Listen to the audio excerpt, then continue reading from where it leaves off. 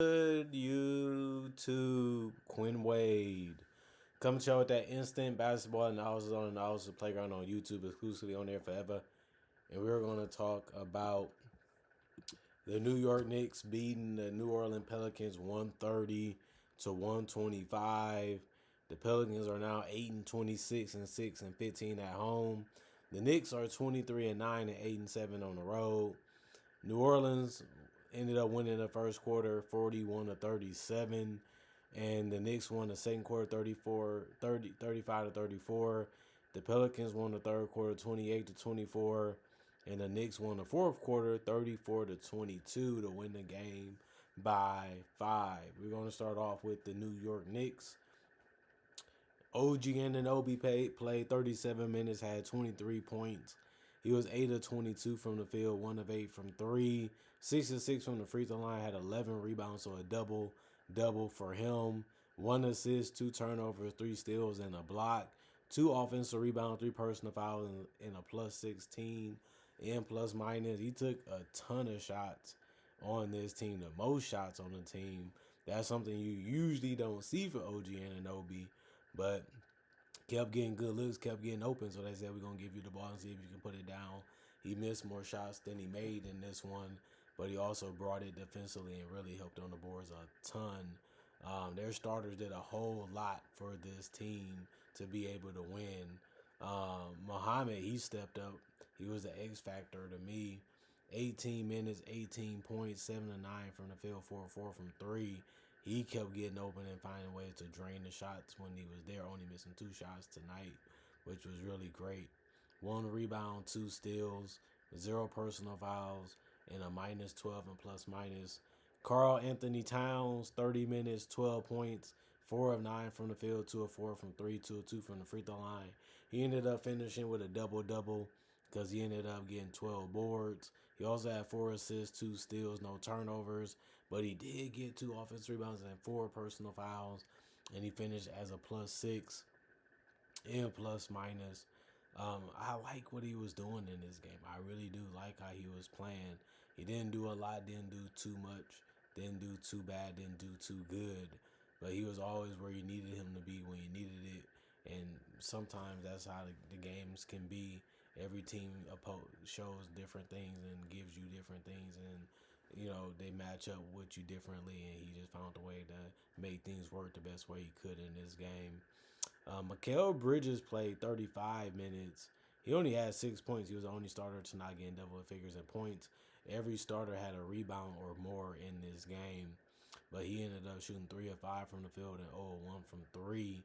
He did have 5 rebounds and 10 assists.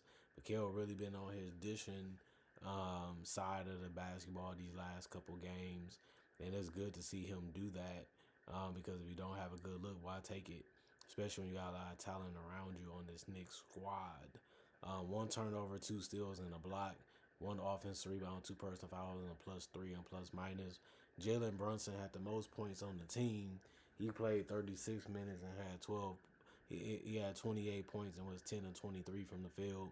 He ended up taking 1 more shot than OG Anunoby, so I was wrong on that.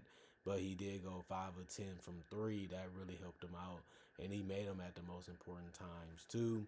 In this game, he also was 3 of 3 from the free throw line. He had 10 assists, so he had a double-double, 20 and 10. He also had 3 rebounds, 1 turnover, and he also had 1 personal foul and was a minus 1 and plus minus. And then their bench, they came in and helped out. Yabusele, 16 minutes, 9 points, 3 of 5 from the field, 3 of 4 from 3. He did have 2 rebounds, 1 assist, 2 turnovers, 1 offensive rebound, 2 personal fouls, and a minus 6. And plus minus, you just help. Like the fact that he came in and gave you good efficiency and really made the shot that matter most, which is the 3, because it gives you the most points. Trey played 4 minutes and had 2 points. He made his only shot. He also helped because he got a rebound and it was offensive, but he also had 1 personal foul. It was a 0 and plus minus. Ariel played 12 minutes, ended up shooting no shots and no free throws. So the thing that he ended up doing was having 2 personal fouls and finished as a minus 5 and plus minus. Jordan Clarkson, 13 minutes, 9 points, 3 of 6 from the field, 1 of 3 from three, 2 of 2 from the free throw line, 2 rebounds, 1 assist, 1 turnover, 0 personal fouls, and a +9 and plus minus. Really good efficiency for him. Didn't take a lot of shots though, but he did make half of them, so you have to be happy with that. And he did small little things that really helped out the team when he was out there. Besides just scoring a basketball, Kevin played 9 minutes. He ended up shooting 2 shots. One was a three that he missed. The other one he made, that was a two. So he finished with 2 points. He did have 1 assist, 1 personal foul, and 0 turnovers. And it was a +3 and plus minus. Miles McBride was huge off the bench for him. 18 minutes, he scored double figures with 14 points. He went 4 of 8 from the field, 2 of 5 from three, 4 of 4 from the free throw line. He ended up having 3 rebounds, 2 assists, no turnovers, and a steal, 2 offensive rebounds, 2 personal fouls, and a +8 and plus minus. And then Tyler Kolek, he's gonna come in and run that offense, and he did a good job again in this game, playing 12 minutes, 7 points, 2 of 5 from the field, 2 of 4 from three, 1 of 2 from the free throw line, 2 rebounds, 5 assists, 1 turnover, 1 offensive rebound, 1 personal foul, and a +4 and plus minus for him. And then the Pelicans, they played a short rotation, but it was good enough to keep them in the game and not let them get blown out. Zion Henderson ended up starting tonight, played 29 minutes, had 32 points. That was game high right there in this game for the New Orleans Pelicans and for everybody that played and participated. 11 to 16 from the field for him. 10 to 12 from the free throw line. He was unstoppable, coming at you with the handles, with the speed, with the strength, with the quickness, with the touch. 5 rebounds.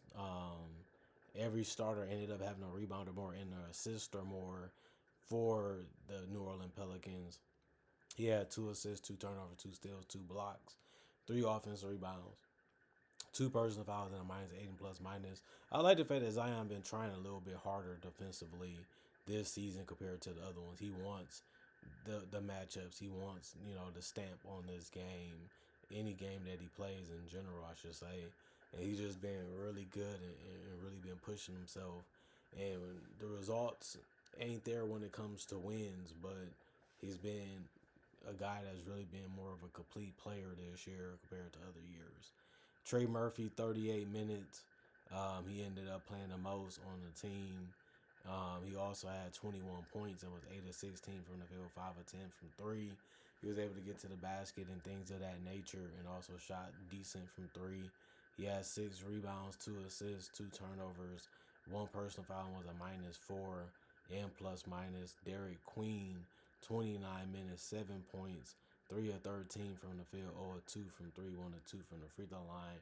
He had the most rebounds on the team and was tied with Kevon Looney for it with 9. He also had 5 assists, 2 turnovers, 1 steal, 2 blocks, 2 offensive rebounds, 2 personal fouls, and a -3 and plus minus. Not his greatest scoring game, not his most efficient game, but he did so many other things that can help you win a game that the points just wasn't the end all be all for him. He stuffed the stat sheet tonight, and that's always a good thing too, especially when you know you ain't scoring the ball that great.